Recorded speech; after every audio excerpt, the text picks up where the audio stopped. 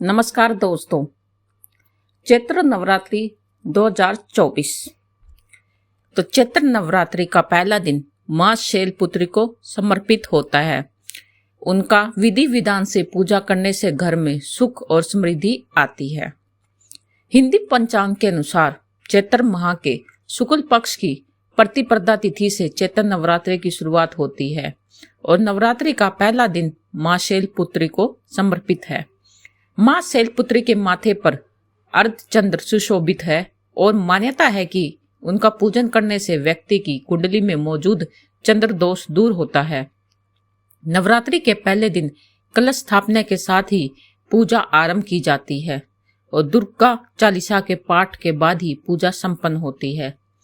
इस दिन मां शैलपुत्री की कथा अवश्य सुननी और पढ़नी चाहिए, जिससे मां प्रसन्न होती है और अपने भक्तों को आशीर्वाद देती है। तो सबसे पहले मां शैलपुत्री की पूजा की विधि सुनते हैं।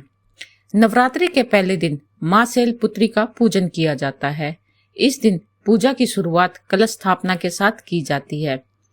कलश स्थापना का क्या मुहूर्त है, इसका अभिजीत मुहूर्त क्या है, ये सब मैंने एक पहले वाली वीडियो में सब कुछ अपलोड कर दिया है। आप प्लीज उस वीडियो को जाके जरूर देखिए। तो कलश स्थापना के साथ माँ दुर्गा को तिलक करें और उनके समक्ष घी का दीपक जलाएं। फिर आरती करें और दुर्गा चालीसा पढ़ें। इसके बाद दिन भर व्रत रखें। रात का पूजा करने के बाद व्रत खोलें। तो अब सुनते हैं माँ शैलपुत्री की कथा। माता शैलपुत्री का दूसरा नाम सती भी है। एक बार प्रजापति दक्ष ने यज्ञ का निर्णय लिया। इस यज्ञ में सभी देवी देवताओं को उसने निमंत्रण भेजा, लेकिन भगवान शिव को निमंत्रण नहीं भेजा। देवी सती को उम्मीद थी कि उनके पास भी निमंत्रण जरूर आएगा, लेकिन निमंत्रण न आने पर वे बेहद दुखी हो गई।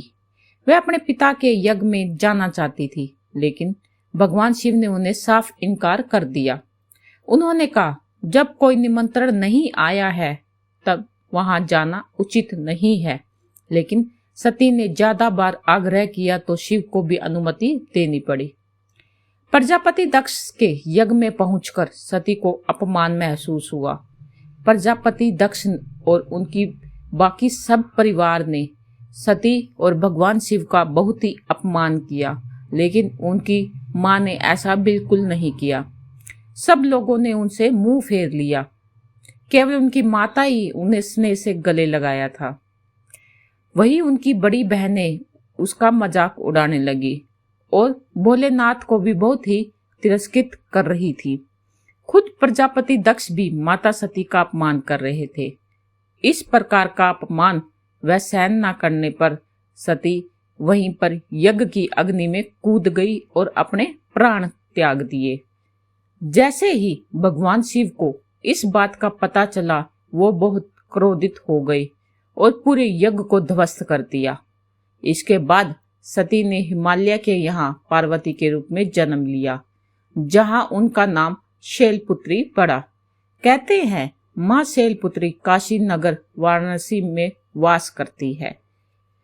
तो दोस्तों, आपको ये वीडियो कैसे लगी, प्लीज मेरे को कमेंट में जरूर बताएं। जय माँ दुर्गा।